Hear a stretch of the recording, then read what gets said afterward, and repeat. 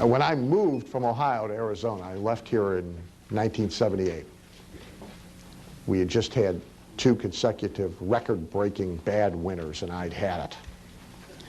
I don't really like to talk on the phone, and I think Pete's here. I think I called him 20 times a day because I was trapped in my apartment for 5 days, couldn't leave.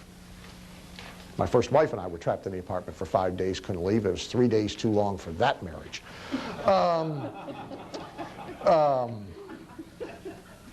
I'm best taken in small doses.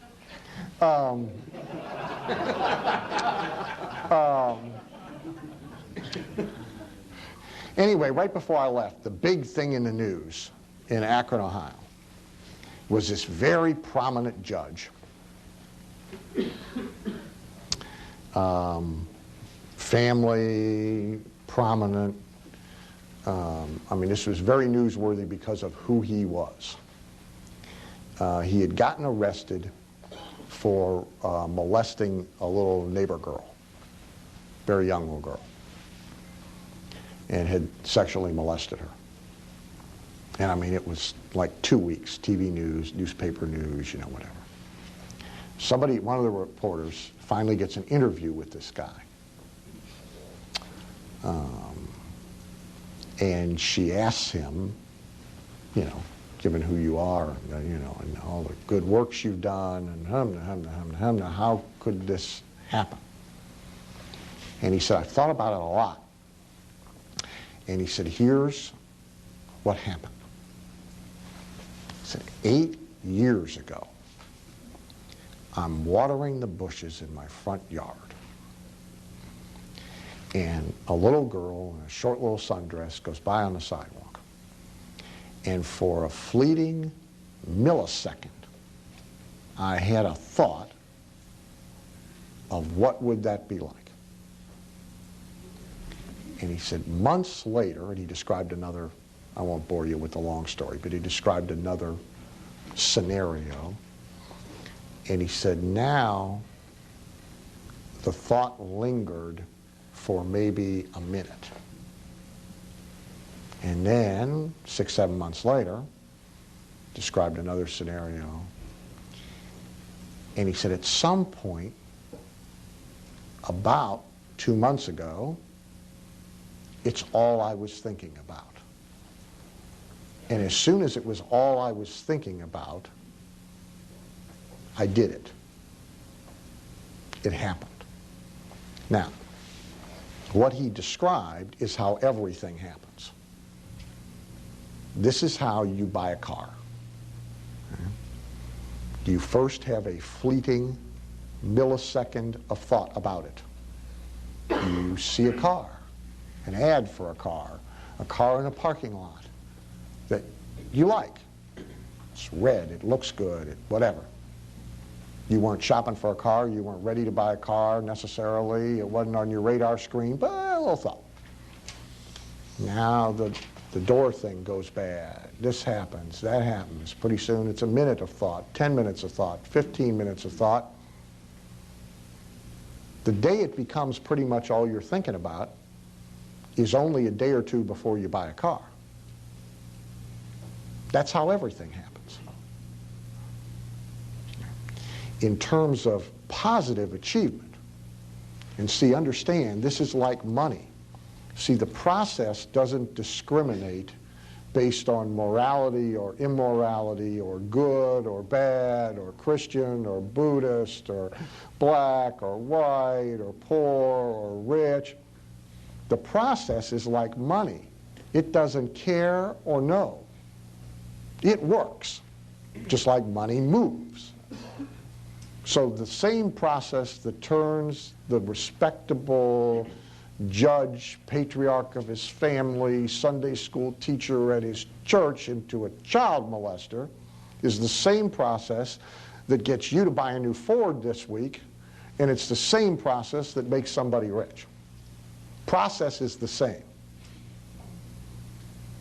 And by the way, everybody is susceptible to the process having an adverse effect on them just as having a positive effect on you. None of us are immune. Everything happens this way. Now the trick to faster achievement is getting to the last part of the process quicker. Because as soon as it's the only thing you're thinking about, whatever it is, it happens. Just for most of us, it takes a hell of a long time to get to the point where whatever it is the only thing we're thinking about. This is how, most of you are married, this is how you got married. Unless you were really, really drunk and in Vegas. But otherwise, this is how, you know, then it's a little quicker. But this is, and you might not have been thinking at all. But I mean, for the most part, this is how everything happens. The trick is just to get to the end of the process faster. Now, there's all sorts of things necessary to get there. Clarity of what it is that you want. But the programming issue, getting rid of crap so there's nothing in the way. And then everything you can do to get yourself focused on the it that you want. Gimmicky stuff, picture on the refrigerator, drawer full of money, psychological triggers. Everything you can do to get you to the end of that process, then you get whatever it is you want quicker. The process is infallible, works all the time, like gravity. The process controls your entire life. Everything you got, everything you're ever going to get, everything you lost, everything you don't have, everything you've ever achieved, pretty much all of it went through this process. Sometimes it just takes a long time. People always ask me, well, how did you get in this business? How did you become a speaker? How did you do this? And my short answer to them is accident. I bumbled into everything.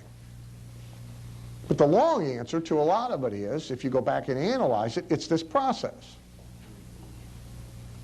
Ever so slowly grinding its way to a point where suddenly it accelerates.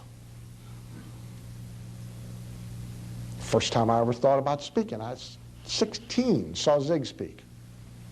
I didn't think about it very long. For one thing, I stuttered. So a natural career choice is not, hey, I'll go do that. You know? But I mean, there was a thought. Because of the stampede, by the way, not because of the speech. I mean, the thought was, holy crap, look at this. He just did that, which doesn't look all that difficult. And this is happening. Holy. It's funny how speakers, Mike Vance, you know, no, we're not going to change Mike. Mike's, I don't know, 71, 72. But most of the places Mike speaks, there ain't no stampede. You know what I'm saying? I mean, he's doing GE and, you know, the National Association of something or other. He doesn't really sell from the platform. A little more than he used to. But I mean, he doesn't do like a pitch like I would do a pitch. And in most of the environments he speaks, you'd have to fight for the right to do and all of that. So they don't see what they saw yesterday much, like ever. Like 3 times probably, the 3 times he's spoken for me. Now Diane, she's not 72. And she's, yeah, I'm a real bad judge of that, but I can get into the general neighborhood. She's interested in the money. She's the one responsible for bringing in the money. She didn't see it the last time. She wasn't with him. She saw it this time. I had to kill her to get her to ship 12 units over here. That was like, huh? I said, no, Diane, remember the last time? 12 units. But now there's a glimmer of thought. Like, gee, could we do this all the time? You know? A couple of questions. Say, do you always put it in bags? Yeah, Diane, we always put it in bags. And I was like, do you never let him just buy a book? No, Diane, we never let them just buy a book. Now, here's what's going to happen, see? She's off of it now. She's on to other things. But she had a little thought. She's going to see it again somewhere, or it's going to occur to her now when they ship all the stuff. Hey, this is more crap going out of here in a day than is going out of here in a month. And she's going to think about it for a little longer. And then she's going to think about it for a little longer. And at some point in time, Diane Deacon's going to be selling from the front of the room. She's going to figure out at some gigs, if he won't, she should go, get up after him, and sell from the front of the room. She's going to figure this out, and it will all have started with this tiny little... Now, she could speed it up, because it's the long... But when it speeds up, it really speeds up. Well, you can manually, you can do things to speed it up, and that means you can do you can get one thing done after another faster. Because you get the front end of the process out of the way, speed it all up, get it done, and get on to the next thing. But that's the process. If you understand the process, now it's just about manipulating the speed. Let's talk about expectancy a little bit. I think it's your next slide, 24, isn't it?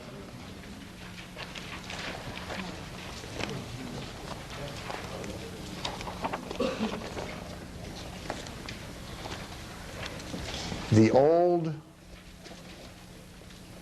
Norman Vincent Peale approach to this, and I mean no disrespect to Norman,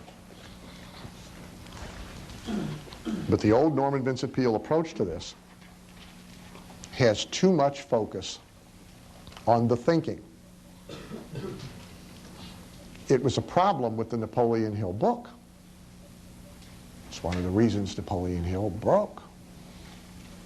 Read his book, read Clem Stone's book, read them one right after the other as if you were trying to look at them side by side. You'll see every difference I'm going to point out to you today, including the one at the end of the day. It's all reflected very clearly between the two. But now 90% of the books are the same. There's enormous commonality. There's just a few little tiny differences. Right? One of them, the big thing I'm going to tell you at the end of the day, I'll give you an advanced clue for those of you that are really sharp. The difference is in the titles. Stone put it in the title. Now, let's just look at Hill's title.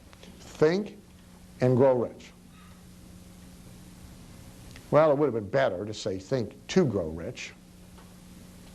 An even more accurate title would be How to Think to Grow Rich, because it's a particular type of thinking. But the implication is, just think and you will grow rich. That's the implication, and the fatal flaw word is the just. No, you won't. You can go over there in a corner and think all you want. Think rich all you want. Visualize until you're blue in the face. Nothing's going to happen, ever. Cobwebs will form. Nothing will happen. And they'll let you sit there and starve, by the way. This is a hotel. Okay? There'll be 300 more meetings. They ain't going to move you. They'll just put the flip chart in front of you and leave you over there to die. Okay?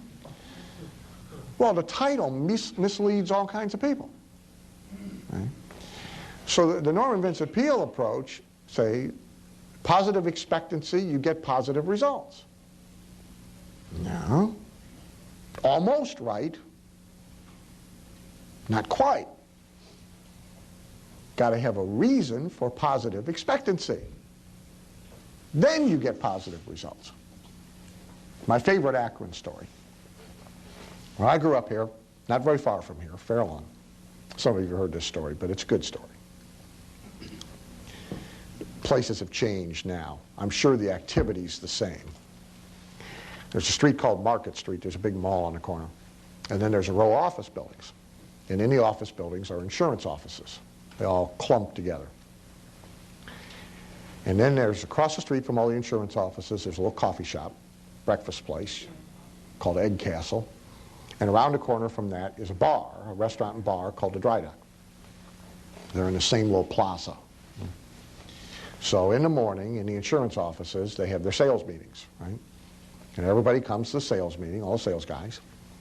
And they all, you know, they listen to a positive tape, and they watch a video, and they sing the company song, and they put on their suits, and out the door they go, now charged up, wired up, ready to go, and they go to the coffee shop. and they stop at the coffee shop for the last, you know, dose of courage before going out into the world. Okay? And they're all there at the same time. Because all the sales meetings start at the same time, end at the same time. So they're all there. If you're standing there, you hear a Tony Robbins event. I mean, everybody, they're going to go kill him today, man, $1 million policy, today's the day, and then they all head out. Right? This would be now about 9:15 in the morning. At about 4:15 in the afternoon, they all return to this plaza like vultures to a roost, all at the same time. They don't go to the coffee shop, though, they go to the bar. And by the way, if you ever desperately need to buy insurance, 4:15, happy hour at a bar, they're all there.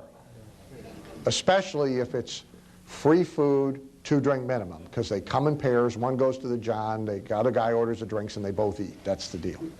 So you'll find all the insurance guys at the bar that has a happy hour with free food. That's where you'll find them. So they all come back. Happy hour is always a funny term. So they all come back to the bar. But they've changed during the day. The conversation is now dramatically different. It ain't a Tony Robbins event. It's a funeral. I mean, it's all, to use positive and negative terminology, it's all negative. It's all, hard to sell insurance, the economy's bad, everybody works for a tire company and has insurance, I don't get any good leads. That's what's going on. What happened? Where did all the positivism go? It's bullshit to start with. Didn't take very long for it to go anywhere because it wasn't based on anything. They had positive expectancy with no justification. Didn't have any good appointments, hadn't done any good marketing, didn't have, you know. Well, that's how most business people are. They get up every morning and they kind of pump themselves up to come to the office or the store or the shop or wherever it is they work. Today's going to be a good day. Get in their car, they listen to a tape on the way to the place of business, they get themselves pumped up a little bit, and at the end of the day, when they go home, kick the cat, kick the kid, kick the wife, kick the wall, get a beer. Why? What happened during the day? Bullshit to start with. Didn't have any reason for the positive expectancy. Well, how many pieces of mail did you do? What kind of voice broadcast did you do? No, it's just positive. Well, you know, I ain't gonna cut it. Mark Victor Hansen's joke of trying to borrow money from the banker asked for a statement. He said, I'm positive. That ain't the statement they were looking for, saying. So a better approach, it's not that you shouldn't have positive expectancy, you gotta have positive expectancy. You should expect my affirmations on the next page. Today's gonna be a money day. I believe that every day. There'll be a whole lot more money here at the end of the day than there was at the beginning. Most people, by the way, don't think that. They think the other way. They think at the end of the day they're going to have less money than they had when they started the day. Some people even leave their money locked up at home so it doesn't dissipate during the day. They won't carry it with them because it will evaporate. They're afraid it'll go away just during the day. My mother gave my father an allowance. An allowance.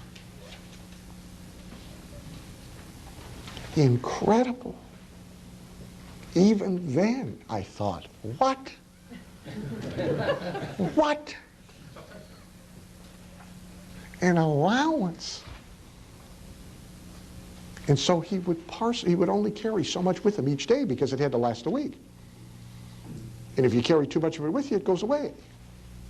No. During the day, you get more. It arrives. You know? It doesn't depart. It arrives. Carry it all with you. There'll be more when you get home. People don't get that. So the positive expectancy is important, but you got to have a reason.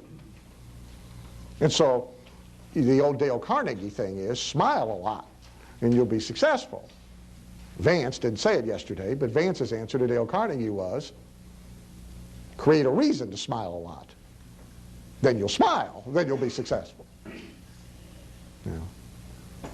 I said last night, you know that Greta Van Susteren woman that does the news, you know, that, did you hear Leno's joke? She had the highest ratings this past week of any of those shows. And so she got her cosmetic surgeon to put a smile on her face.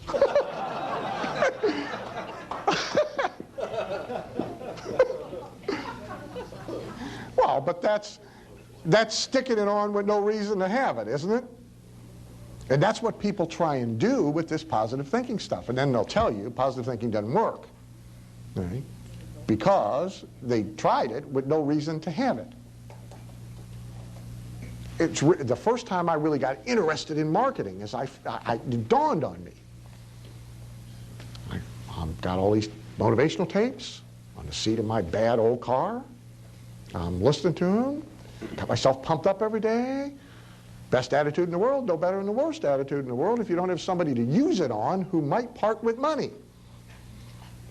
If you can't figure out how to get somebody to sit across from you who's got some you could trade something for and use your attitude on them, you might as well have a crappy attitude. It ain't going to hurt you.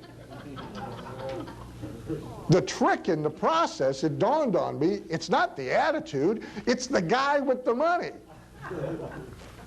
And guess what? When you can figure out how to put yourself in front of somebody who's got money who might part with it and trade it to you for something, it's easier to have a good attitude. Hey, this thing works in the opposite direction. A lot easier to create positive expectancy when you have a reason to have it than it is to create positive expectancy with no reason. So most of the people that buy all the tapes and go to all the seminars, they eventually wind up all frustrated and disappointed because they work only on the think part.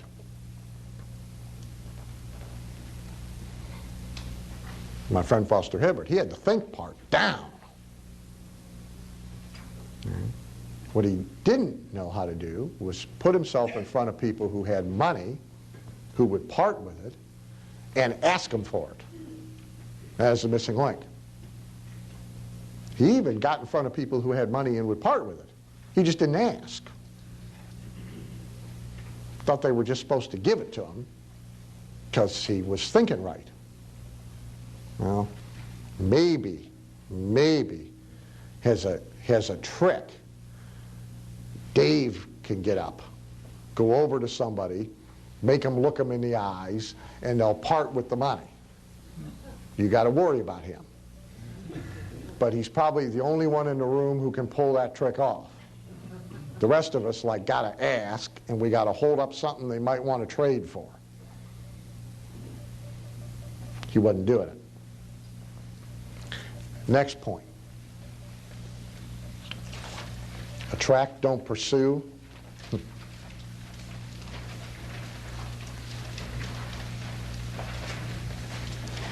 There's some real nonsense about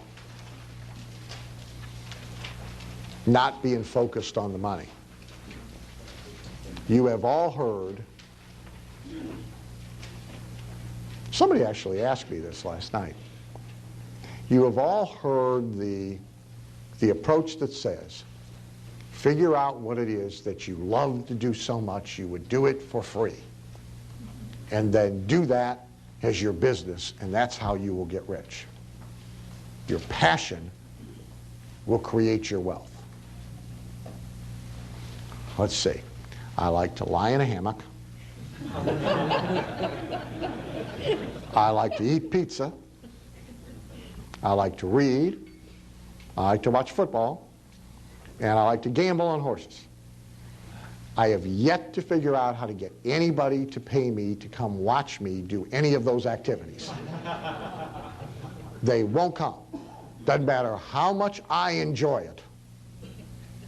My enjoyment can multiply, and still nobody will come watch me have that joy, let alone pay. It's a flawed formula. It's silly. Businesses have to be market-driven. They can't be your personal joy-driven. Because the money don't care about that, nor does the market. Nowhere, anywhere on the planet today, is there anybody who got out of bed hoping you would have passion and joy. Not even your mother did that this morning. She had something else on her agenda. Honest. There's not a soul, let alone anybody who would give you money. It's not how it works. Somebody asked me last night, you know, what of this I enjoy, or what of everything I do I enjoy so much I would do it for free. I said, none of it. And I mean, they were mystified. Not a thing. Not just mean I don't like it, I like it. Do I draw satisfaction from it? Yes. Do I take pride in the accomplishments of the people? Yes, yes, yes, but I wouldn't do it for free. I got a whole list of other things I'd rather do for free. If I'm not going to get paid, I can think of other things to do. This is business. It's an enjoyable way to make a living, but it's an enjoyable way to make a living. Mark Twain said, no one but a blockhead writes but for money. People forget about that. There's not a whole lot of literature that was created for free. They kind of wanted to get paid. So the idea that you don't focus on it is wrong. On the other hand, if you are pursuing it from a need position or a desperation position or a money purely for the sake of money position, you probably won't be very successful with that either. Money's like consulting clients. There's a perversity of too much pursuit, run in the other direction. You got to figure out how to kind of let it come to you. Now, that's not by going over in the corner and thinking about it. That's by creating, positioning, a business structure, a market, a reputation, things that attract, and putting them in place. And then you will quickly have people trying to give you more money than you can take and more people trying to give it to you than you can handle. That happens pretty quick, actually. And there's people here in the room who have that problem right now. I mean, there's people who are to the point where they have in their business what I call a capacity problem. They don't have a marketing problem. We solved that. Now they got a capacity problem.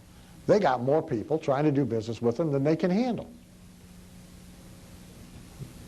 There's a guy who dropped out of our coaching group on the West Coast because in his practice he's booked out 12 weeks ahead, can't fit anybody in, overloaded with people trying to give him money, has no marketing problems, obviously,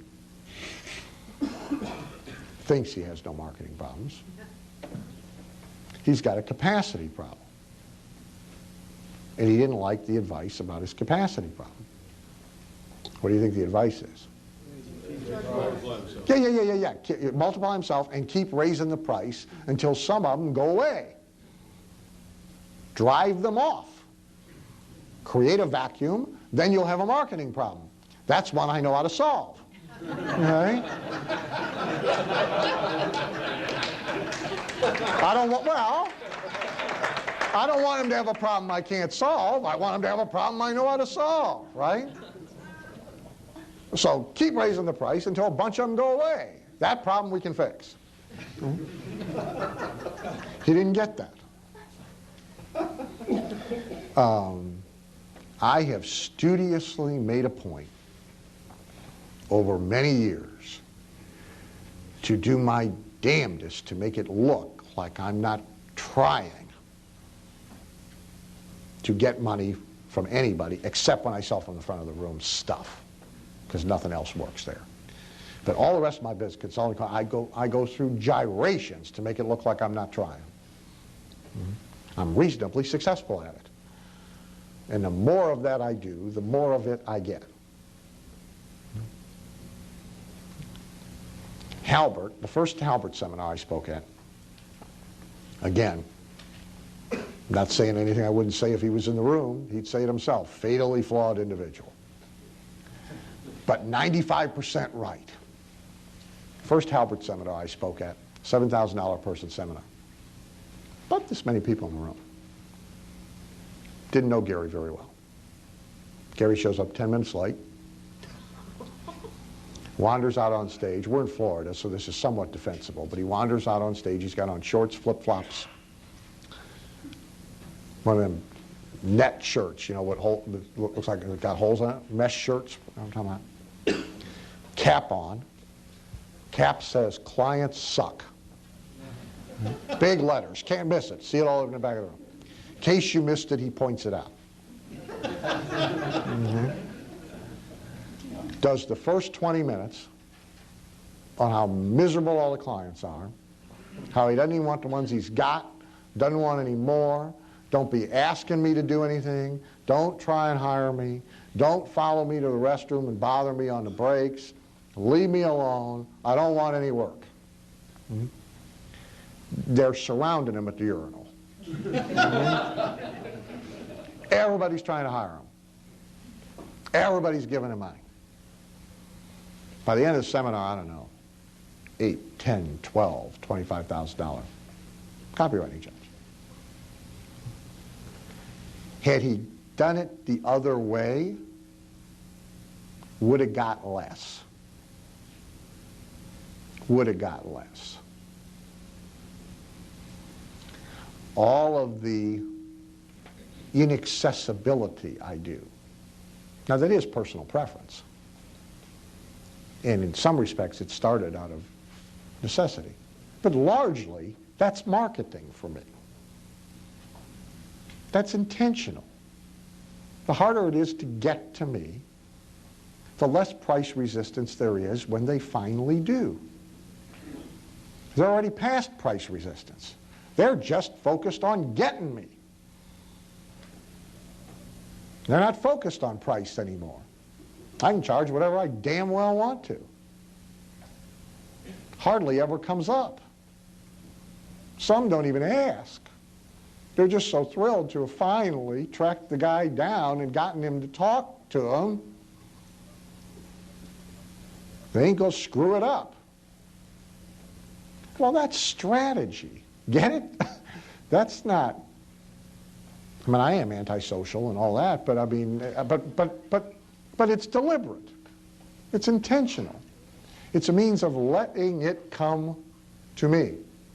I've done a lot of things to put myself in a position where there's a whole herd of people to draw and all that, but so you can't really chase it, but you can't be afraid to focus on it either.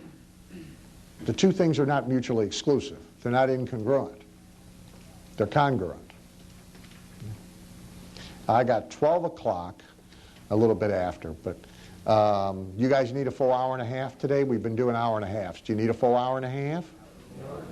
Hour and 15 minutes is good? Okay, 1:15. Page 28 and beyond.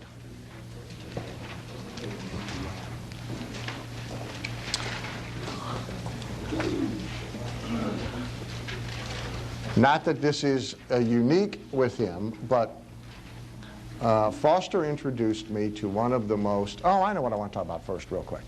Had a good question. The question that was asked, as best I can see if I can get it verbatim, is the only way you measure success money? And here's a analogy answer and then a direct answer. The analogy answer is that there's a movement gaining some ground in academic environments, in school and amateur sports, to eliminate keeping score. Because doing so damages the self-esteem of the kiddies who don't win the game. So this has gained enough ground. You apparently don't recall, maybe, but right after Bush II got elected, they put in the big softball deal on the White House lawn, and they had the kids' softball tournament thing there, and they played the game with no score. And if anybody ought to know better, it'd be him. I mean, you want to count every point, don't you? So this deal is gaining ground. The idea being you should play the game for the benefits of playing the game and the building of self-esteem and character and teamwork and camaraderie and et cetera, et cetera, et cetera, and not muck up that whole process by keeping score. The problem with that is it's a game. And by definition, if you don't keep score, there's no game. The answer to the question is, in business, yes. The way you score success has to be with monetary points. It's the only way to measure success. Now, if you want to expand it to a big philosophical conversation about success in life, no, not necessarily the most. The issue is getting what you want. And in money terms, that's a different number probably for everybody in the room. And by the way, it's pretty useful to know your numbers.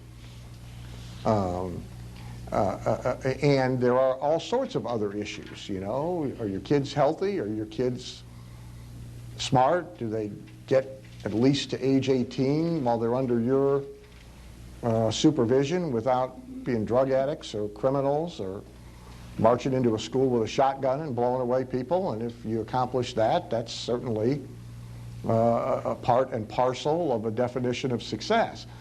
The problem with all of that other stuff is it's very hard to measure. You know, does your self-esteem improve during life? Well, it's hard to measure. But in business, we can measure. And we measure with dollar units. We measure how we improve the value of each customer. We measure our profit margin.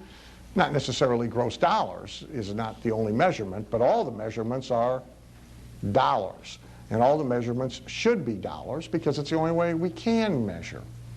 So the couple of people that were disturbed by all that, there you go. Now, Foster introduced me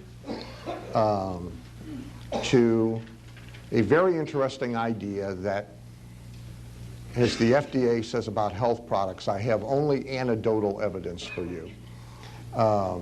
There are no double-blind, placebo-based studies that I know of to prove the efficacy of what I'm about to tell you, and I'm going to give you the short course.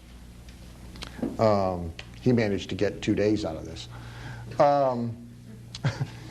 Well, the truth is you can get 2 days out of just about anything if you really take a whack at it. I mean, hey, you can get 2 days out of having people come and stand up and do all the work themselves.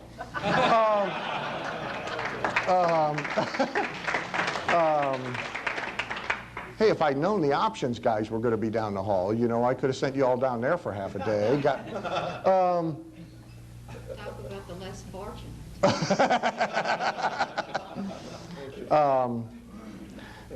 Foster taught, and it's a discipline that I now have used for many years, and I know there are some people in the room who use it.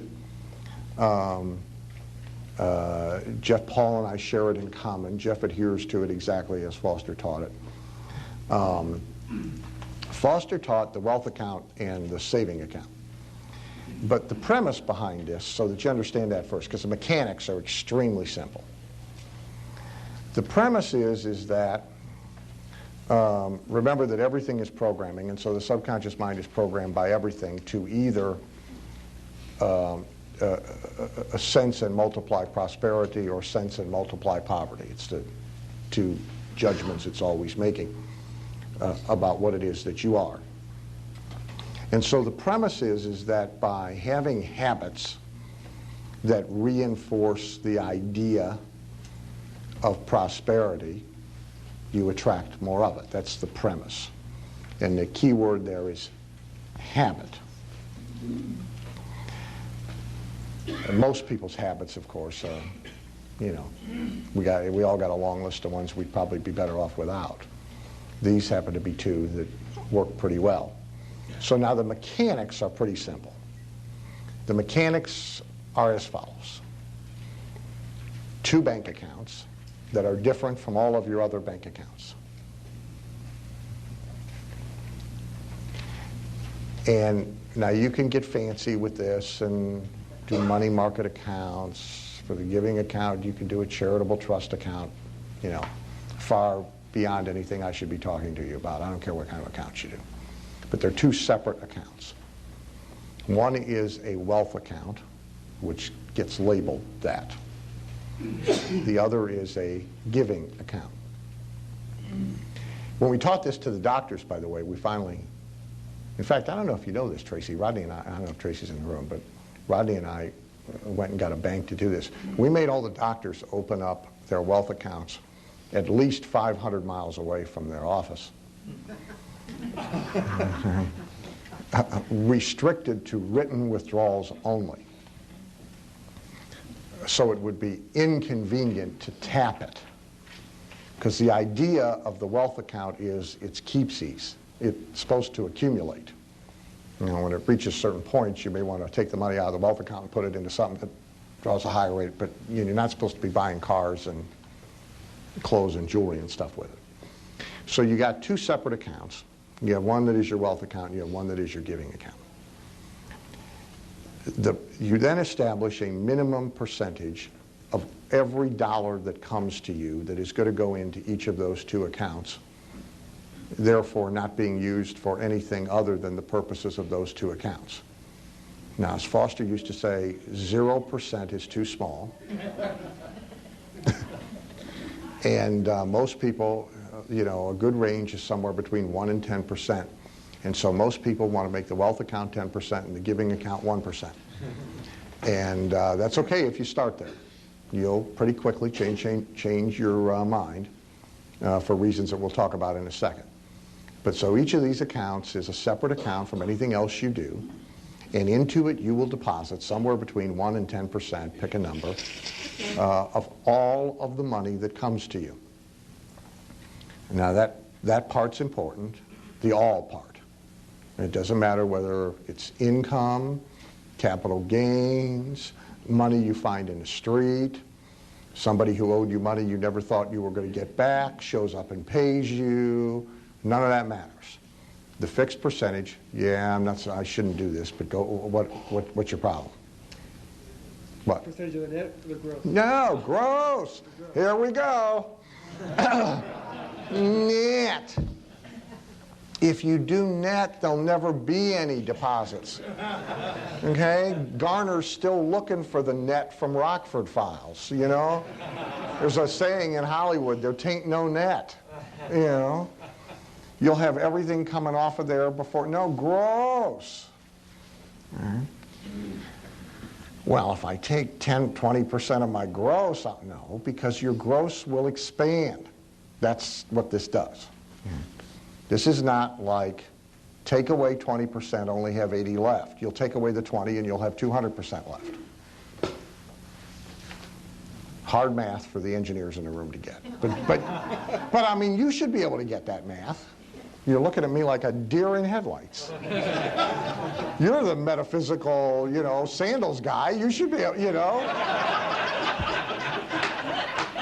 For God's sakes, you're charging people to press their body with thumbs and reconnect their electrical circuits. And you're looking at me like I'm doing something weird? Jesus Christ. Year for $4,000, whoop, your circuits are reconnected. Do you feel better? Oh, I feel good. And he's looking at me like I'm crazy. Just stay with me for a minute. Percentage, somewhere between 1 and 10% of your gross into each one of the two accounts, and all the gross. Gift from grandma, found money, sell your house, sell your car. Okay. Into the accounts goes the money.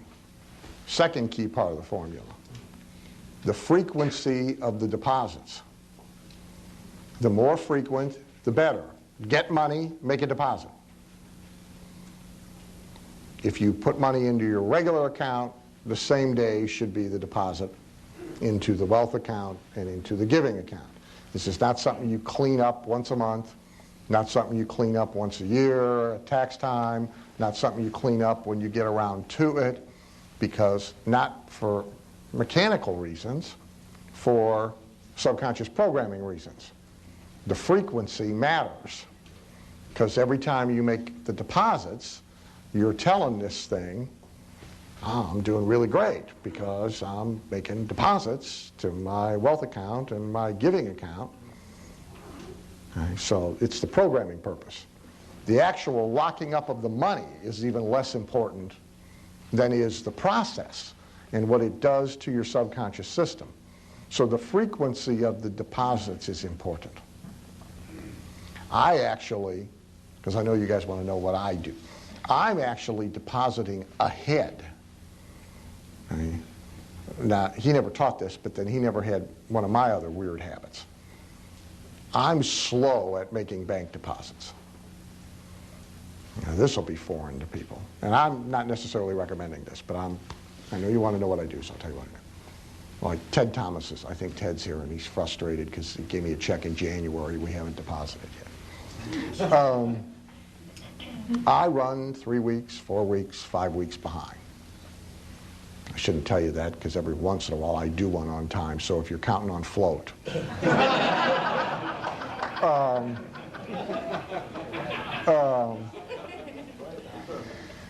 There's a problem with this truth business, you know? But anyway, I let them lay around for a while. And then I do big deposits. Some because I'm busy, some because I like the programming of having so much money coming in I don't even have time to deposit. So I let it pile up. But I do these deposits at least every week as the money comes in, even if I haven't got the money into my regular accounts. So I'm actually ahead of the game in these rather than simultaneous, and most people want to try and trail. Okay? So frequency is important. Okay? So the money goes into these two accounts, and it should be a fixed percentage of all of the gross that comes to you. And it should be, the deposit should be done as frequently as is humanly possible. Now, Foster used to teach, except for the doctors, because they would all steal the money back out of the wealth account. He used to teach going and doing it physically. Right? And I think he's right, by the way. I think there is something to the physical act of taking it in and handing it across the counter and all of that. However, we're all busy people, and so I will confess to you that I don't do it. Okay? Mine go by mail or FedEx.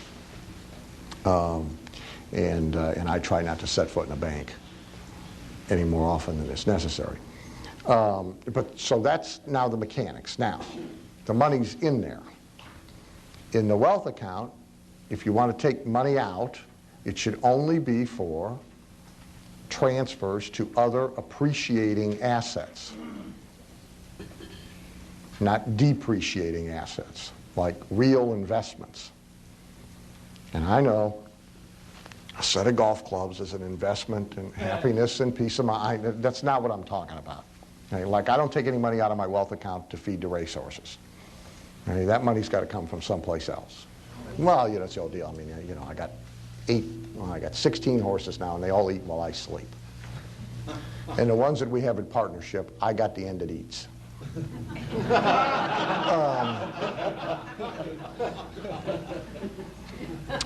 And they're usually only lame in one leg at a time, and it's always on my end of the horse, too. All right, so we got these two accounts, inflows the money. And in it goes as frequently as is humanly possible. We used to get the chiropractors to do it like twice a day.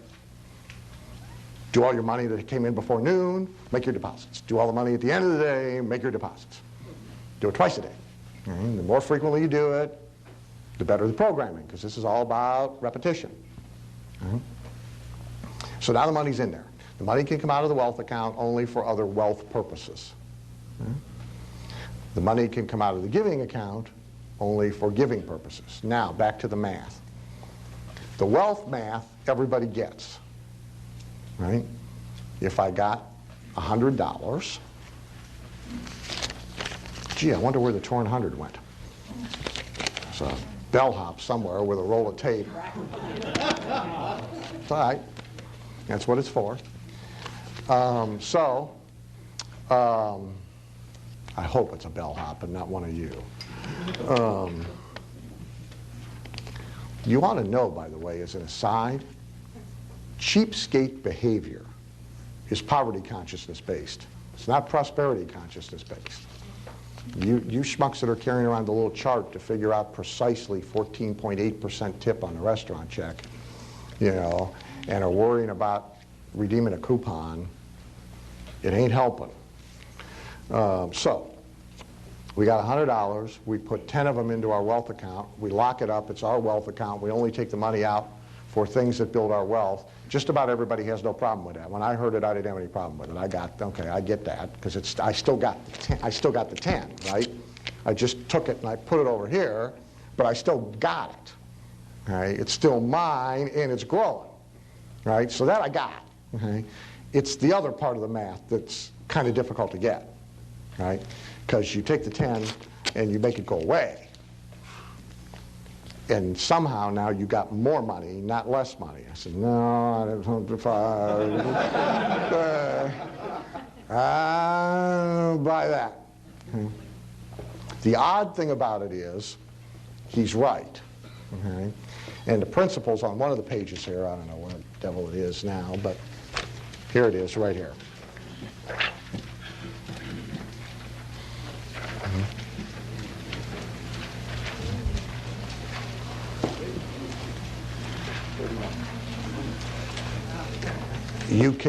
It multiplies by disappearing. It's the damnedest thing I've ever seen. You give it away and you somehow wind up with more of it coming in. And you can't possibly believe it until you do it. Hey, doesn't take long though. Try it for a month. A month. You'll see the results. It makes no sense. There's not a math course in the world. It makes no sense. But it happens. Now, here's a real important caveat, though. Your next page. Here's one you guys may not like so well.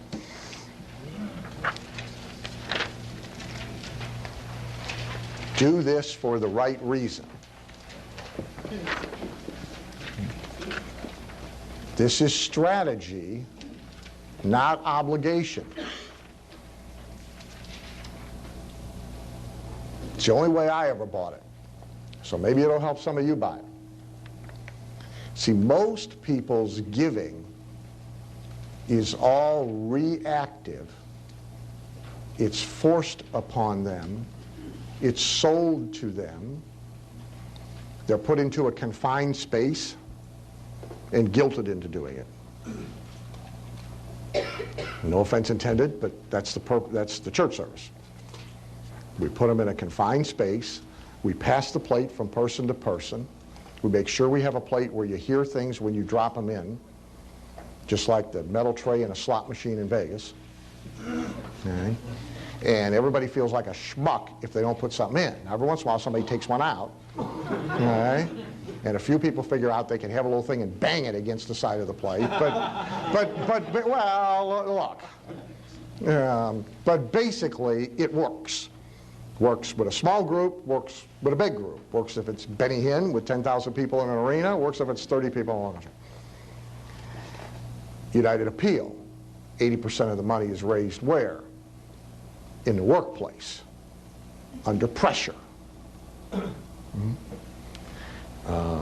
Almost all nonprofit charity fundraising requires all the same marketing principles we use to sell stuff. They just don't deliver anything tangible for the process. But almost all giving is done for the wrong reasons. It's done because they're guilty about what they have. Now, here's a real clue. The really wealthy people don't give for those reasons. The Ted Turners and the Bill Gates of the world are not giving out of guilt or compulsion or obligation. They're giving for very practical reasons. On one side of the practical ledger, they're giving because they're buying PR. They're buying it. On the other side of the practical ledger, they're giving because they have figured this thing out.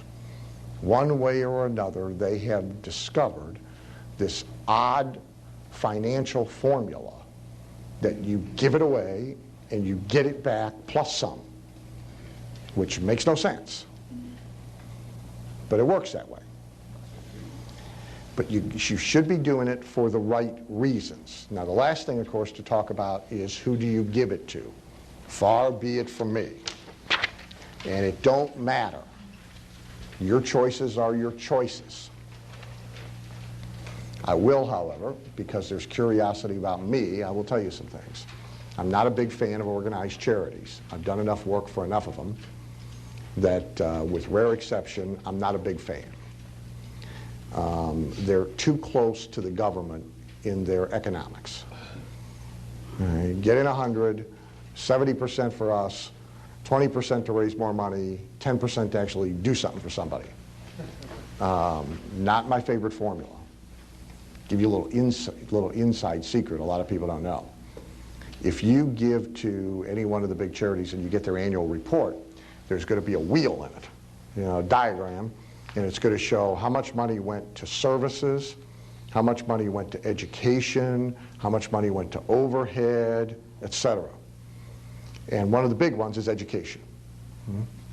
Here's what counts as education.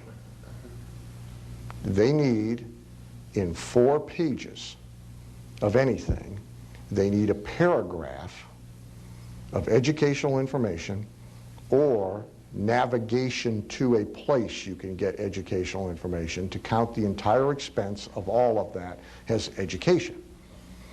So I can take a fundraising letter and I can put a little paragraph at the bottom of it that says, if you suffer from X, whatever the X is we're raising the money for, then you can go to www.what's-this and get information about X. And I can take the whole cost of the fundraising mailing and not show it in fundraising, I can show it in education. There's a similar little glitchiness to services. So if you really want to know the deal, you take the wheel and you take about 2/3 of what's in services out and move that over to fundraising. And you take about 2/3 of what's in education out and move that over to fundraising, and now you got the right wheel. That still may not dissuade you, and that's okay, but a lot of what I choose to do is direct. And there's a habit that goes with this I would suggest to you. I think it's a good habit. Over-tip the people who do a good job. Most of these working folks are, first of all, working harder than you are, but secondly, most of them, you know, are raising families, they're paying bills, and they don't know what we know. They're economically ignorant. So they don't know how to fix where they are. But they do good work. Over-tip them. It counts. I go on a trip, I take $100 out of my giving account, I get it divided into tens, and I overtip. Okay? For me, that counts. It's also another reinforcement habit. Because just like making a giving deposit twice a day, if you're giving away the money 10 times a day. Rockefeller used to take rolls of pennies, when a penny was worth something, with him every day and give pennies out to the street urchins. Start the day with 2 rolls of pennies every day and give away pennies. Okay. Now, why did Rockefeller do that? If you've read anything about Rockefeller, you can't possibly think it's because he had this enormous amount of love and compassion and concern for the street urchins. That wasn't it. Somehow he got somewhere, give away a bunch of pennies, somehow I get more dollars. Amazing he never figured out give them dollars. Give them a buck. So there's the mechanics of this whole process. It's as weird as the day is long, and if you do it for 30 days, you'll never stop.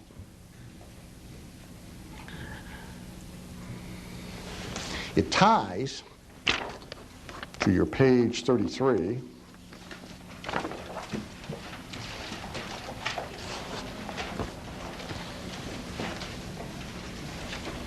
Most people are very, very, very uncomfortable with money.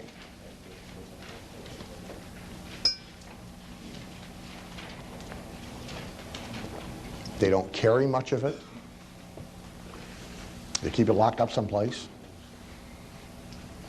You won't wander into their office or house and see it laying around anywhere. People cringed when I tore the $100 bill. Bothers them. Not everybody, but I mean, there's faces who cringed.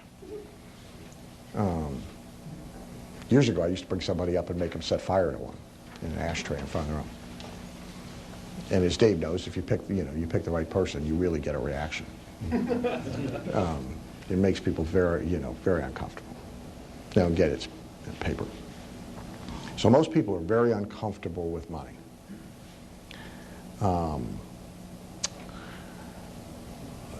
Money's attracted to somebody who's okay with it. That's really what all this is about. And so the physicality of it can help you, being more at ease with it and more casual with it. You should carry some, like all the time. I mean, who knows, you might want to buy something.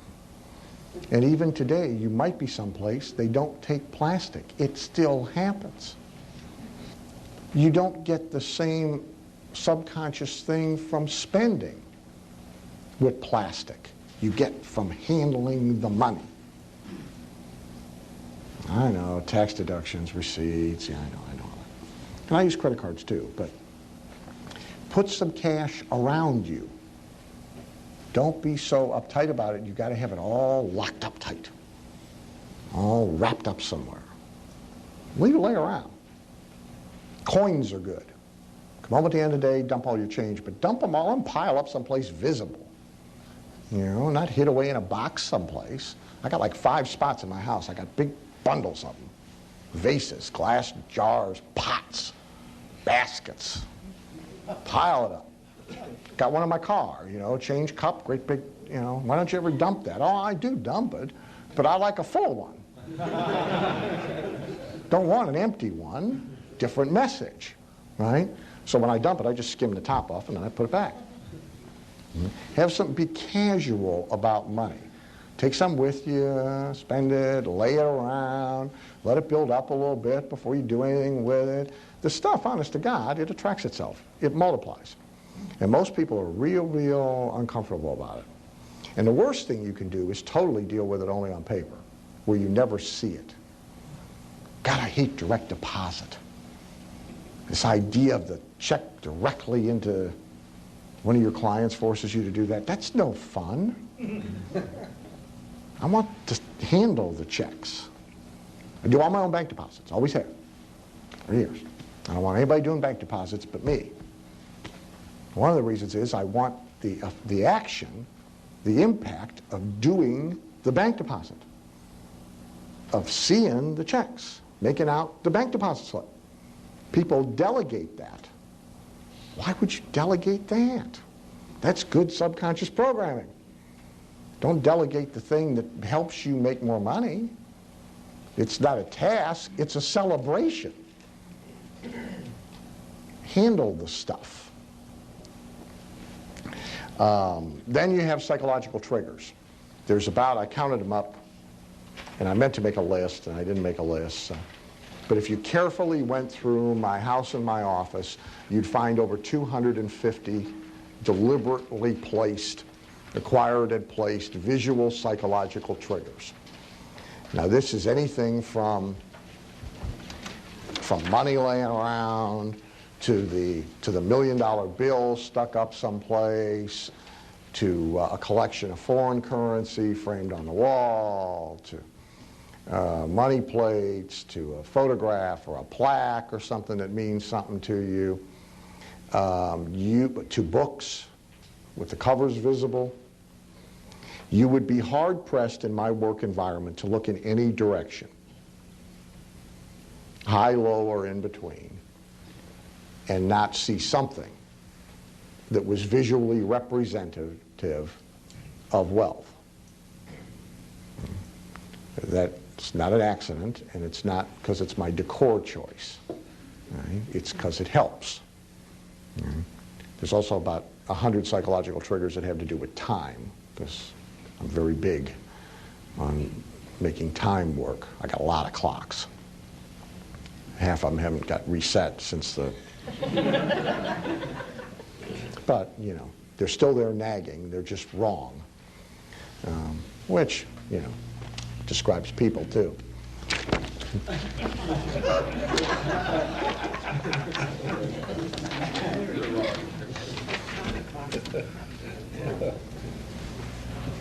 The caption says, "When you said you were rich, I never dreamed you were this rich."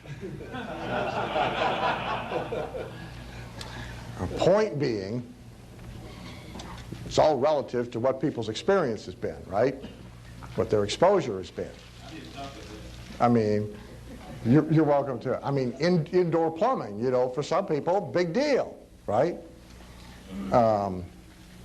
Which brings us to who you hang around with, who you associate with. Okay, there's a nice big list on page 35. But the one biggie is you don't want to be hanging around with people who think that's rich, whose perception is a lot smaller than what yours is or what you want to be. They will restrict you. You can't make yourself immune to these influences. Television programs you watch, books you read, but by far the people you associate with. Because their association gangs up on you. You know, there's more of them than there is of you. And if they're all walking around with poverty consciousness, or a lot less prosperity consciousness than you have, they will bring your game down to their level. You can't help it. But you can avoid them. Nobody says you got to hang out with them. Lots of people. Almost unlimited supply of people as there is money. You can replace your friends. You can limit the time you spend with them. You can get new friends. You can elevate your game.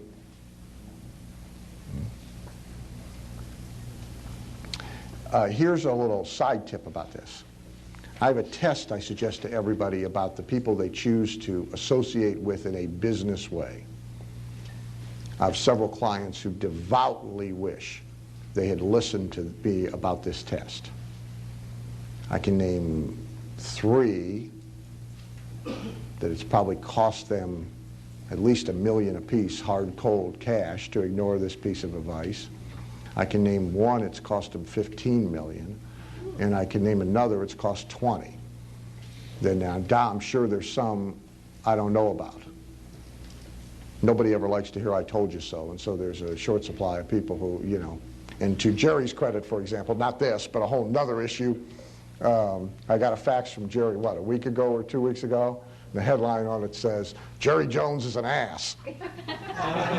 And wasn't that the headline? Jones is a big ass. Jones is a big ass, yeah.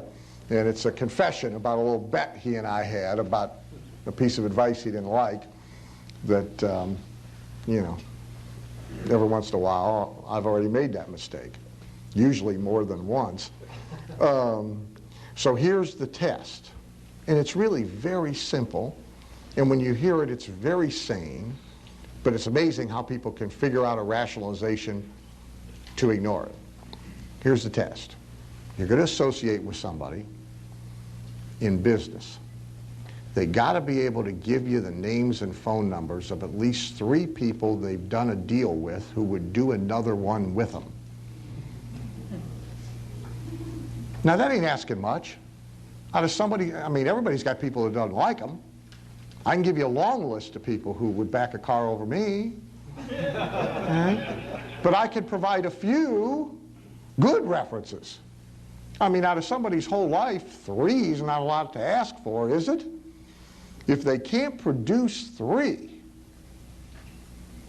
everybody they've ever been involved with would never be involved with them again. What makes you think you're going to be the exception? Right? You're not going to be an exception. You're going to be roadkill just like everybody else. But smart people ignore this test. Very smart people, because they find ways to rationalize, because they want the end result the guy's promising. They find ways to rationalize their way around his test. It's even a good test, bigger, broader, you know, just letting them into your world.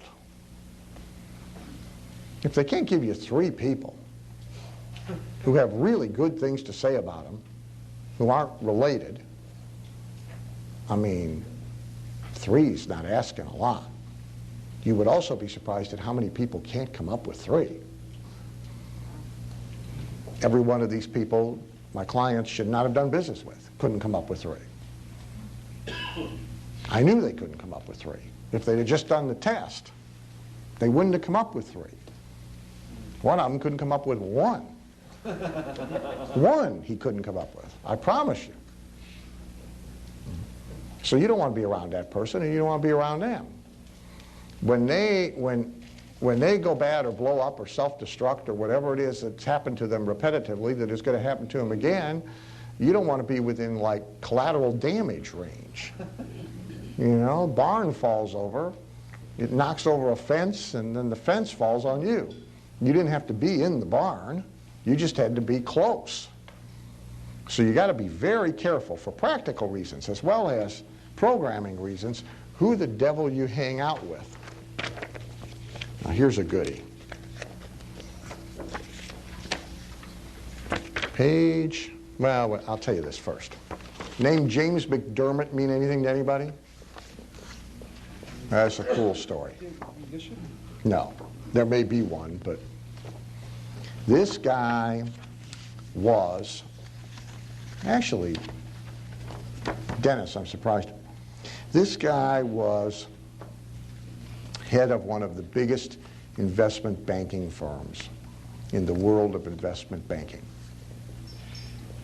And a very wealthy and prominent and powerful person. You will remember the story without remembering the name, because very recently he was very publicly prosecuted and sent to jail for insider trading for giving stock tips to a stripper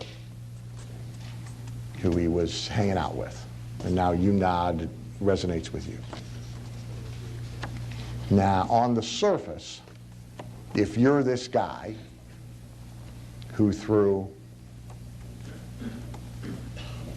a couple of linked indiscretions and bad decisions, you have wiped out your reputation, your business, your family, your house, the works, and you are off to sit in the joint for 6 months or a year, this probably does not look like a piece of good news. However, interesting story about him. If he hadn't been in the joint, where he would have been is up at his big, fancy, giant office in the World Trade Center, on September 11th, where 66 of his former employees were, and they all died. Because his office is right where the thing came in. Now being in the joint's a pretty good piece of good news. And that's the principle. The principle is, a big characteristic of wealthy and successful people is resiliency, and where it comes from is understanding and believing that ultimately all news is good news. Now, you couldn't have sold this to Mcdermott when they're putting on the cuffs. Couldn't have sold it to any one of us either. Turns out, though, piece of good news. Because the other piece of news was worse. If you don't buy this, you never really get any momentum going. Because you're always kind of starting and stopping as you get pieces of what appears to be bad news. I don't have time to do what I originally intended to do, but here's a little list of some, at the time, pieces of bad news, unpleasant things, things that didn't work out for me, but what they led to. And so every one of these things embodies a day or more days where it was bad news. And every one of these things embodies a whole lot of good news that arguably would never have occurred were it not for the unpleasant experience in the first place. You might notice not being able to go to college. Hey, I avoided college. Well, you can't see all the way down the bottom, can you? There's the rest of them for you. For example, really my very first close business relationship, learned an enormous amount from this guy, but also went through absolute hell with this guy. And it's not really a piece of good news when you are a very young guy and your now business partner is arrested, prosecuted, and sent to jail. And between him and his brother, I think we went through $300,000 trying to get him out. And it was $300,000 neither one of us had. At the time, you can't do this anymore, by the way. At the time, the banking system was kind of slow, and so you could get multiple credit cards if you were willing to drive all around into different counties, because they did the thing by county. And so if you applied for them all on the same day, you got multiple credit cards. I mean, I think I got $60,000 worth of plastic all in one day. Now, when they catch up later, they're not happy. But, and I mean, I buried my ass in debt. And at the time, none of this looked good. But there's a whole lot of things I wouldn't know and might never have known were it not for that experience. I probably wouldn't have found my way into speaking without that relationship. And so what looks really ugly and unpleasant at any one given time is more often than not, in fact, maybe in the 90 percentile range. I mean, there's some obvious exceptions, terminal illness, but especially short-term terminal illness, like, hey, tomorrow. But setting the obvious exceptions aside, for the most part, if you backtrack every wealthy entrepreneur's list of life experiences, you build a list like my list. You build all these points in time where they were in misery, or they were humiliated, or they were broke, or they were in trouble, or something horrible happened to them. But then you can draw out from that one thing, two things, three things, four things, five things that arguably could never have happened without that, all of which are good. Iacocca, when they fired him from Ford, everybody figured he's dead. You're never going to see this guy doing anything of any importance again. Turns out the best thing that ever happened to him. Didn't look like it the day it happened. Didn't look like it the weeks he's getting beat up in the press, you know, as the loser of the month. Didn't look good at all. But arguably, the whole rest of the career wouldn't have been possible if he had stayed buried at Ford. Right? And everybody's got this list. The trick is to know it and respond appropriately. That's the hard part when the bad stuff happens, is to get out the other side looking for the good stuff quick. Most people, it takes a long time to recover. Successful people have quick recovery, real quick, because they know. I mean, as dumb as it sounds, it's, oh boy, there's going to be some new good stuff now, because boy, this was a pile of shit. All right?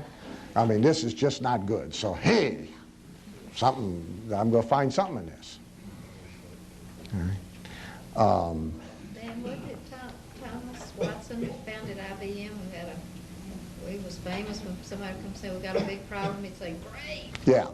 Yeah, Watson, yeah. And, you know, it's easy to give lip service to, obviously, as well as to try and be entertaining about, but it's a really very serious point.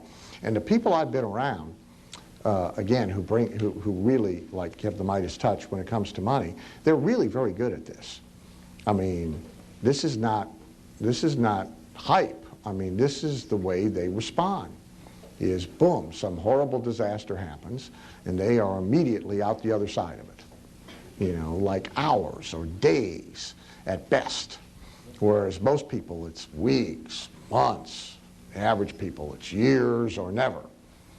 You know, but they could be. They're just not. I told you I had 2 cars repoed in the same year, and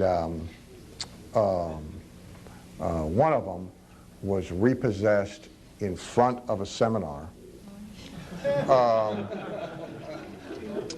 Everybody is standing in a room with a big glass front on it, looking out at the parking lot, all mingling before going in the back for the deal. And they're repoing my car, which is parked right in front of the place. Everybody knows what my car looks like. And I know what they're doing. I mean, it's the second one, see, I knew. First one you don't know, but the second one, you know, that ain't no car thief. At the time, I said very loudly, oh, excuse me, they're here to go detail my car. And I went out, rapped on the window, and the repo person hesitantly wound the window down this far, and very visibly in front of everybody, I handed him a couple $100.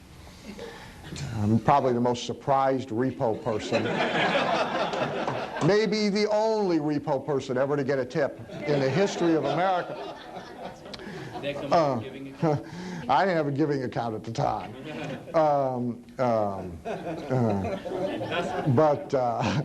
But I called home and said, hey, good news, we're getting a new car.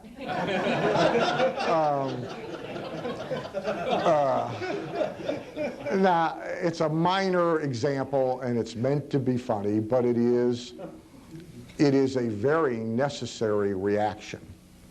And it is the way that wealthy and successful people react to these things that happen. And like the joke I made earlier, I mean, the emotional issues of the end of a marriage aside, the sudden disappearance of half of your money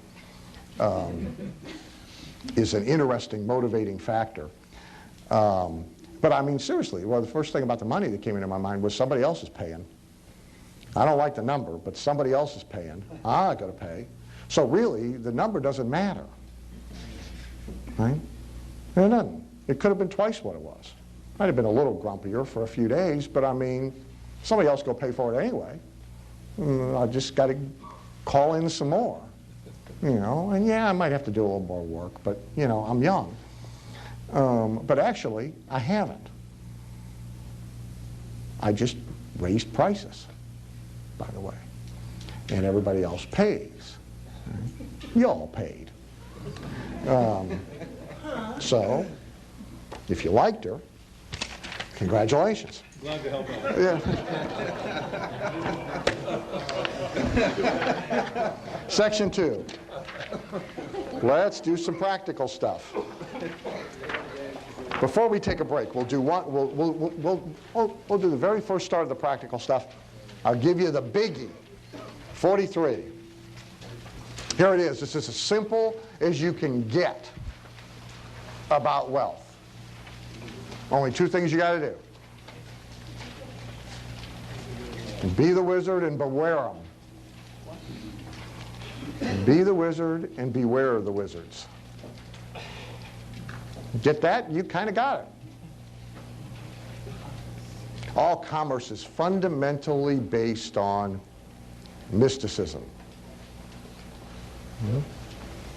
Here's somebody left this up here to show me one thing. I found something else I wanted, but I don't know who left this up here. But you, actually, I want this. But here's a full-page ad, direct response ad in some papers. Is this your local? It's all direct response. Oh yeah, it's all direct response ads wedged into a page. Okay. And we're giving away free coins. We got some whiz-bang new device that's the secret key to weight loss. We got a smart clock that uses a satellite on the moon to correct itself. We got weight loss gear, popular spa weight loss gear being given away free, and then it's a weight loss product, patent lien,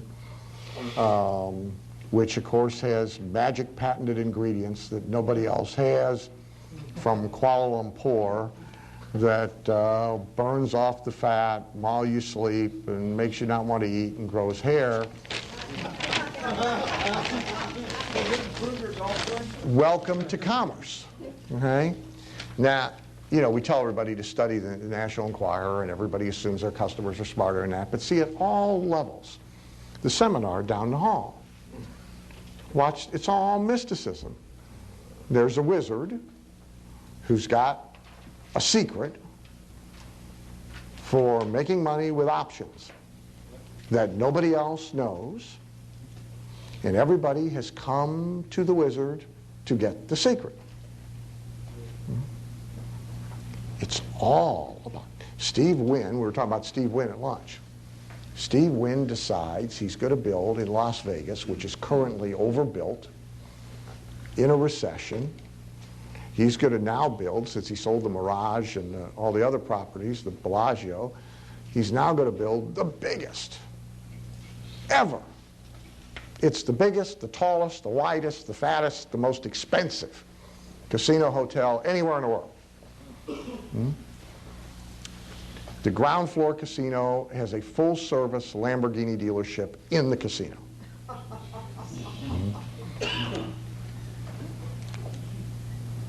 He raised the money for that. They went public and raised the money like this. I forget how many. Does anybody know the number, how much he raised? I don't remember the number, but it's like $100-something million. More than that. Yeah? It was more than that. Was it more than that? And it was like, you know, Almost half a billion? Okay, and it's all in 24 hours. Yeah. Why? Because it's Steve Wynn. That's why. The plan, to me, is preposterous. But it doesn't matter. He's the Wizard of Las Vegas. He did the Mirage. He did Treasure Island. He transformed the Strip. Now he's the Wizard. Right? So the first part of this is you've got to find a way to some constituency that will give you money to position yourself as a wizard. You've got to be magical. You've got to have secrets. You've got to be what they want to be. You've got to present them with a picture that mesmerizes them. Then the second step is be careful not to fall victim to anybody else playing the same game. Well, you know, my friend Bill Brooks' definition, you know, the consultant is the guy who knows 365 sexual positions and can't get a date any night of the week. you know, experts, see, we make ourselves into experts. Well, so do the other experts. And it's dangerous. Now, there's good experts. I'm one of them. But you got to use a lot of discretion here. Because the tendency in all of us, which is why the first part works so well, the tendency is to want to give up responsibility, control, authority, liability to somebody else who is bigger, faster, wiser than we are. Mostly because it gets us out of responsibility. And we're all guilty. That's why this works. So what you want to do is use it, but not be used by it. And as long as you're going to play the game, you might as well play the game to win. See, everybody does the be a wizard thing. Anybody in business does it. Most just do it badly. Most just do it a little bit. So the media, you guys have all watched by now probably at least once Dr. Phil. Oh, yeah. It's not bad. Says some smart things. Mostly, though, he's regurgitating Alabama sayings from the 1950s, you know. I mean, if you watch Letterman when they do the Dr. Phil Minute of the Night, but, you know, I mean, I've now lost count of the number of times his answer to somebody's problem is, if mama ain't happy, nobody's happy. Well, you know, that, it may be true, but it ain't new, you know? He actually said to somebody the other day, if you come to a fork in the road, you should take it. I mean, now, I'll tell you, here's a couple of interesting things about this Dr. Phil guy. Right now in America, there are probably, how many, does anybody know, Bob Olick would know, is Bob, okay, 140,000. How many? 140,000. Okay, there's 140,000 psychologists, therapists in private practice, and 139,000 of them are pissed off. Because they look at Phil and they say, I got better credentials, I'm a better therapist, I've been at the game longer, I work harder, he has no right to be there. And they're stomping around mad. And the more they see him, the madder they'll get, to the point that their anger completely blinds them to learning anything from what it is that they are seeing. National Speakers Association, where we live, there's 5,000 members, probably 2,500 of them are doing personal growth stuff, and 2,499 of them, every time they click on the TV and say, and see Tony, they want to just kill somebody. Well, you know, from the NLP crowd. There's a whole slew of NLP guys walking around, starving, and what they all have in common now is they're all mad at Robbins. All right? How dare he? They don't learn the lesson. Right? These guys, Phil got an opportunity, and he took it. You know, he was the jury consultant in Oprah's hamburger trial. And then he was on the Oprah show. And now he's the biggest thing. He's going to wind up bigger than Oprah if he doesn't follow it up. Right? And all those other therapists may be right. Everything they say may be right. They may be better than him, they may be, but they didn't get this. They haven't gone to work to make themselves into the whiz. And he's making himself into the whiz. So the money's in being the wizard. You can be small in a constituency, you can be big, there's money in small numbers, as you know, but this is an important principle. And we'll talk more about it when we come back in 15 minutes. Here's why people give money to other people.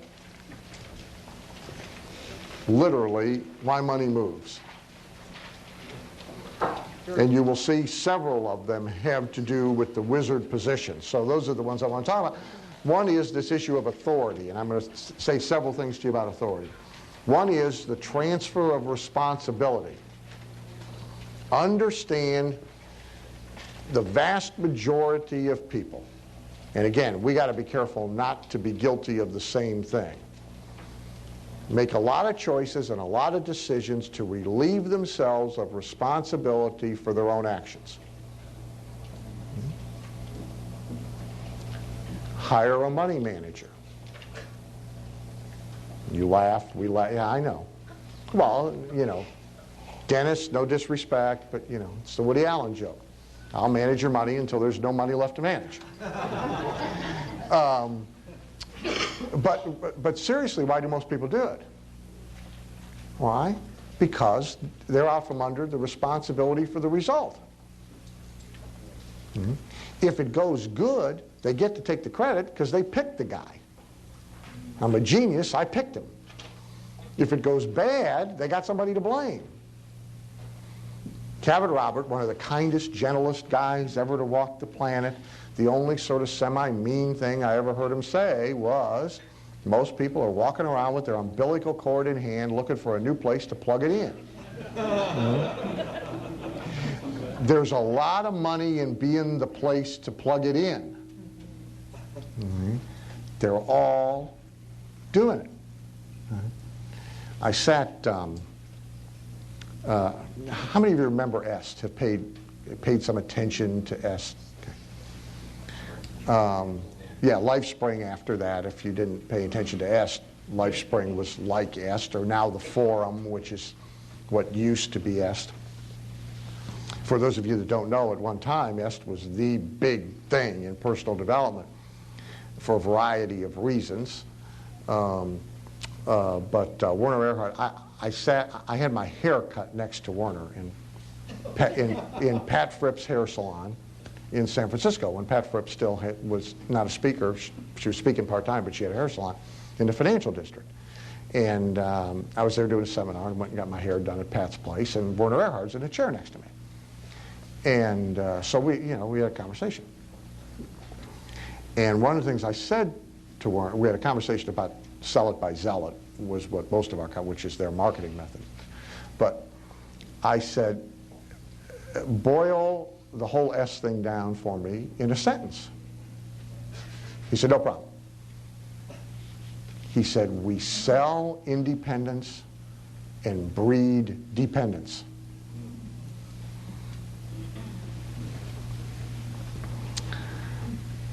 Now, you can call it the most cynical thing you've ever heard, or you can call it accurate thinking. Take your pick. Okay. But you know, of the 17 principles in Think and Grow Rich, the one people like the least, but he did include it, is accurate thinking. It's the one everybody is least interested in, because it's a little uncomfortable to deal with it. But if you don't have an accurate assessment of the marketplace, of the public, of who you're dealing with, who you're selling to, who you're going to get your wealth from, you're going to make a lot of mistakes. If you sell to the affluent, you need to know a lot about the affluent. If you sell to mainstream rank-and-file America, you need to have an accurate assessment of what mainstream rank-and-file America is. If you sell to small business people, you need to have an accurate assessment of what small business people are. Not what you'd like them to be, not what they should be, what they are. And Werner understood this. He understood the vast majority of the people didn't want independence. The money was in giving them a place to plug in the cord. So, on our list. So one thing is transfer of responsibility. Okay? Belief their life will be improved for them.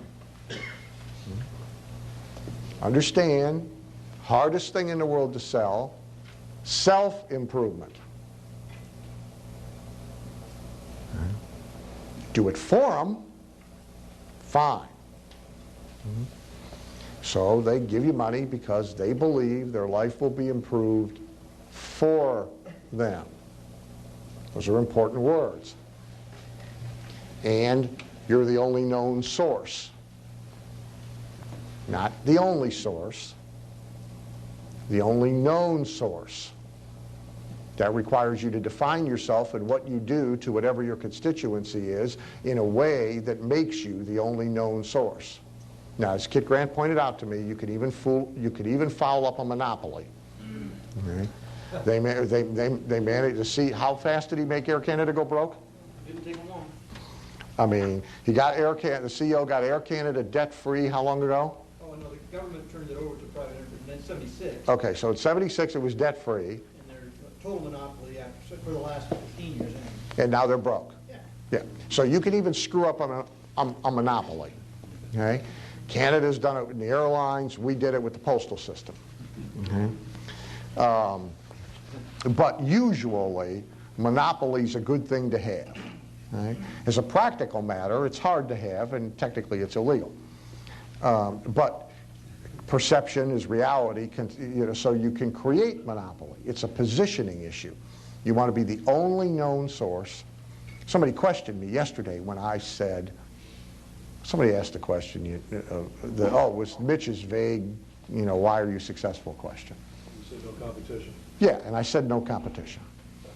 And I was corrected later, actually, because there's a better answer to the question, which is actually a completely different answer. And Tracy remembered it from a tape, and it is a better answer. I probably actually have more discipline than most, which means I do more. I might not do it better, I just do more. But the competition answer, I mean, well, is Jay Abraham a competitor? Is how? No. Because I've defined and positioned what I do in a way that is really different enough from everybody else. And so this is a positioning deal. And you have all the rest of it. I want to talk about authority a little bit.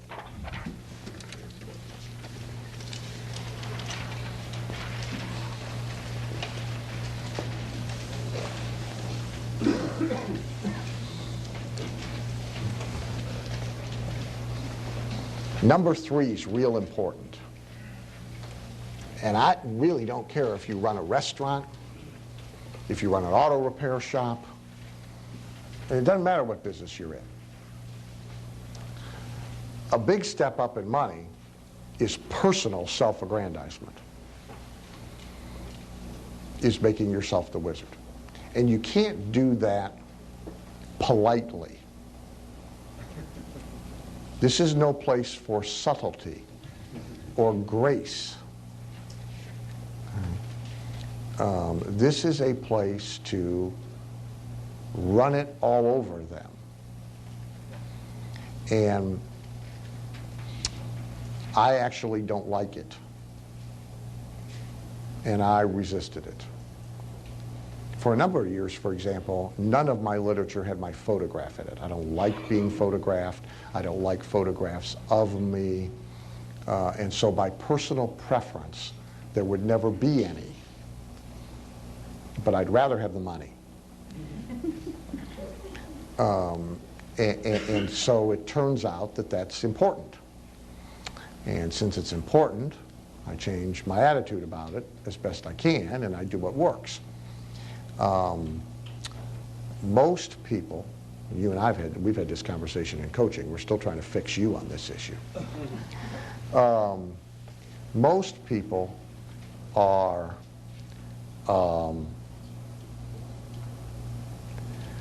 too, I don't want to say humble, they're reluctant to do this. And some of it probably all the way back to childhood programming. Some of it is the issue of, not deserving the exalted position. I'm not that big of an expert, which is in the land of the one-eyed man, in the land of the blind, the one-eyed man is king. It doesn't take much, really, to know enough. Earl Nightingale said an hour a day for a year, and you're one of the top experts in any field in the country, because really hardly anybody studies at all. I mean, you know, the last book, they closed the last book when they got out of whatever level of school they left, and, you know, since then, you got to remember, by the way, the last year, 81% of all books bought in bookstores and bought from Amazon were bought as gifts. 81%. Wow. Not bought for personal consumption. So if you take the rest of that and divide it and assign it to the 5% of the population that are serious students, you know, the rest ain't reading nothing. So it's not like there's a whole lot of people out there right now trying to become expert in anything. They're not. And so to know more than whatever your herd is doesn't take a whole lot. To know a lot more than whatever your herd does doesn't take a whole lot. I mean, you know, we're right now working with Ron Romano on the funeral industry. Up until a month ago, what I know about the funeral industry, you know, we could fit on a 3x5 card. I'll bet now I know more than 80% of the people running funeral homes. And I mean, it's not like it's been my full-time project for the last month. I mean, but you know, people don't read their trade journals. They like get fixed in place and stop. But a lot of people feel reluctant to appoint themselves.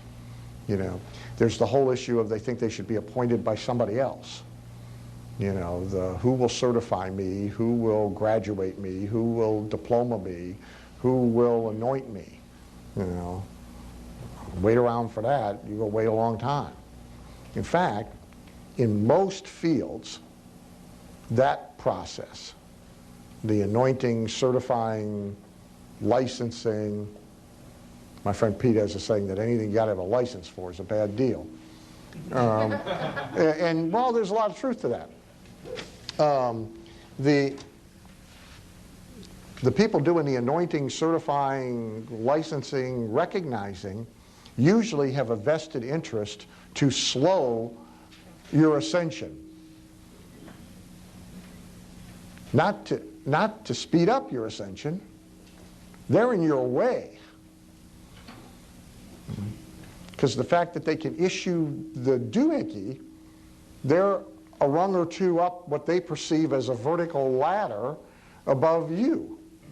Well, the last thing they want is you up there with them. That's bad. So the whole process is kilted in the first place. So you appoint yourself. The self-aggrandizement deal, I don't like it, but the more of it you do, you got to make yourself bigger than life.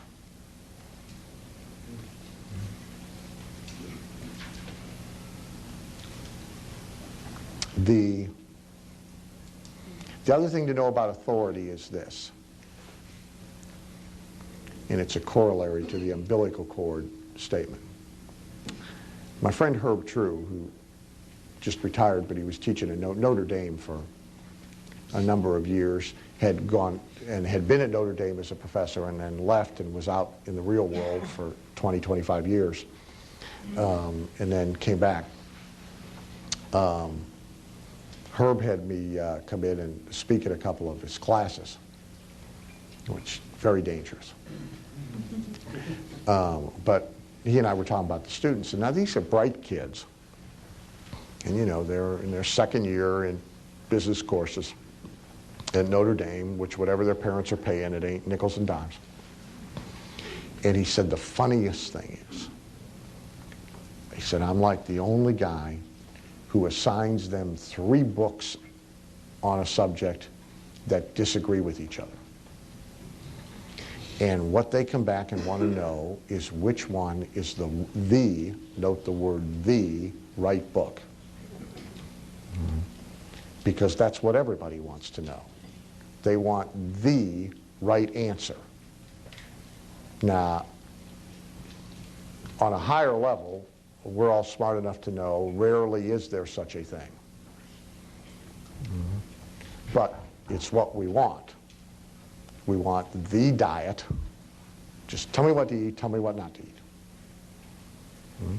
If there was one, there'd only be one. As you might have noticed, there's a lot of them.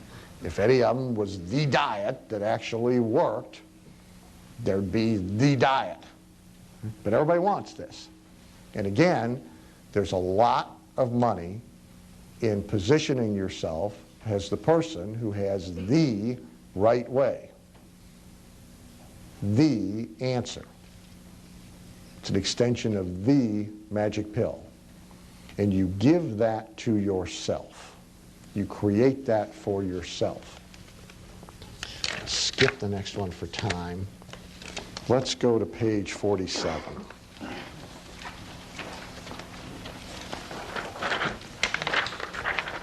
few biggies. Get paid. Corollary, do nothing free. Especially dispense advice. There is nothing more futile on earth than giving anybody free advice. At best, they don't appreciate it. At worst, they resent it. But they're not going to benefit from it. Huh? And if it turns out bad, they'll sue you. Well, yeah, I'm not even worried about that. But I mean, it's just futile. It's futile. And everybody does it. We all have the experience of really trying to help somebody. And if you're in our business, if they're the one you put in the seminar for free, they're going to be your biggest problem. If they're the one you cut your price, do nothing, get paid. They won't pay on to the next one. And Stuart Wild's quote, by the way, some people have asked me for resources. Now, everybody I'm going to recommend to you is a fatally flawed individual. So when you find that out, don't invalidate the message. All right? If you invalidate the message based on the messenger, Earl Nightingale said, no messengers left. So, but Stuart Wild's worth reading. W-I-L-D-E. And Stuart's deal is when they show up, bill them. Do nothing for free. You shouldn't let yourself be manipulated into doing anything for free either. And people are always trying to manipulate and guilt you into doing things for free. We have, in our speaker association, because it suits their purposes, it's such a fascinating thing. You know, we kid about, we've been joking about yesterday with everybody doing all the work and me getting paid. I at least did a little. The National Speakers Association has 3 events a year. They have a national convention and they have 2 workshops. What's it, kid, I'm out of the loop. What does it cost now to go to the national? Convention? Yeah, what does it cost to go to? 600. Okay, $600 to go to the national. How much to go to a workshop? 400. 400. Okay. And how many go to a convention? 2,000. 2,000. Okay. And I don't know, 500 maybe go to the workshops. These are professional speakers. Understand, this is a trade association for professional speakers, which one of the definitions of being a professional versus an amateur is you get paid to do it, right? All of the speakers on all of these programs are attendees. Right? They all speak to each other. Right? None of them are paid to do it. Not only aren't they paid to do it, they don't get their registration fee waived or anything. They pay to go and work for free. It has never occurred to any of them that there is anything strange about this. NSA has brilliantly sold them that it is a privilege to be selected. NSA is also very good at getting as many of them on the program as is humanly possible in the time available. A lot of breakout sessions, a lot of panels. Why? Because the more people you put on the program, the more come. They're getting them there by putting them on the program. Now, I don't fault any of this. I just point it out as an anomaly, as an interesting thing, and it's amazing that it has never occurred to anybody participating how the paint defense deal's working here. The whole business is based on paint defense. All the revenues from paint defense. There's nothing else but this. The entire model. And so everybody's working for free. So NSA has this culture. They obviously encourage this. And so when I was on the Peter Lowe events, as you might imagine, there's an endless number of speakers who want to get on there. And most of them are destined for failure because they can speak but they can't sell, but that's neither here nor there. So I started to get the calls of tell me how to get on. Tell me, connect, they would send their stuff. Please give this to Peter. Right? Now these are people, we have nothing, I don't know them. We belong to the same association. Right? I'm in the directory. But it's not like I've been getting Christmas cards from any of these people. Some of them have never spoken to me prior to this call. Right? But all of a sudden, we're compatriots in arms with an obligation to assist each other. I have one who's still mad at me. He's in Phoenix. And he calls up out of the blue, and he wants to drop by my office, first of all. This is a bad idea. Okay. This is not even a lunch invitation. This is drop by my, he's too cheap to even say, drop by my office and take you to lunch. No, he's going to drop by my office for a couple of hours. Because Peter's put him on, he's given him a try, and he wants me to coach him on how to do well. An officer, by the way, for your information. And he is shocked, stunned, and astounded when I am not excited about this prospect. And he proceeds to lay on me the guilt trip deal. Right? NSA's been very good to you, you have an obligation, all the words. Okay? All the guilt words you can find, this guy's packed into one telephone call. He just picked the wrong guy. But it would work with a lot of people.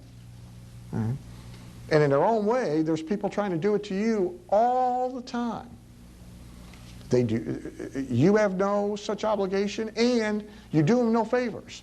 Because here's what would have happened if I had done it. I'd have wasted 2 hours of my time, and one of two things is true. He either would have ignored everything I told him to do, so all I would have done is peed away 2 hours. Or he'd have wound up mad at me because he wouldn't have liked the advice about what was necessary to do well.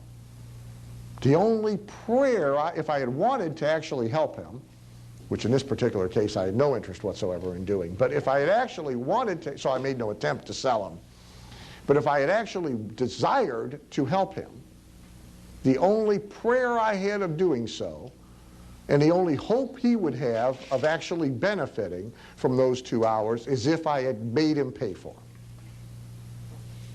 Because then he would have paid attention. He might have still got mad, but he would have fought within himself not to get mad because he was paying for the advice, and he might have actually used some of it. But had I let him guilt me into giving it for free, futile. How do I know? I did it early on. They didn't guilt, I just did it. Were the ones that were on the program. You know, you'd see them struggling, and they weren't getting it. And so I did it with a couple of them. Take them aside, sit them down. And Peter would ask me, can you help? Yeah. Take them aside, sit them down. Let me explain to you what you're doing works where you speak normally, but it don't work here at the circus. Here, this is what you got to do. And if you don't do this, you're not either or PO'd. One or the other. Futile. There's only one guy on that whole thing that I ever helped. And I made him give me money. My fee and 5% of his gross for the rest of the year. I said, you're struggling. Peter wants me to fix you. If I don't fix you, you're going to be gone. But I ain't fixing you for free. Here's the deal. Now, PO'd, but PO'd with a good result, instead of being PO'd with no result. Plus, I made money. Him I fixed. Went from like dying to numbers almost as good as mine. You got to get paid.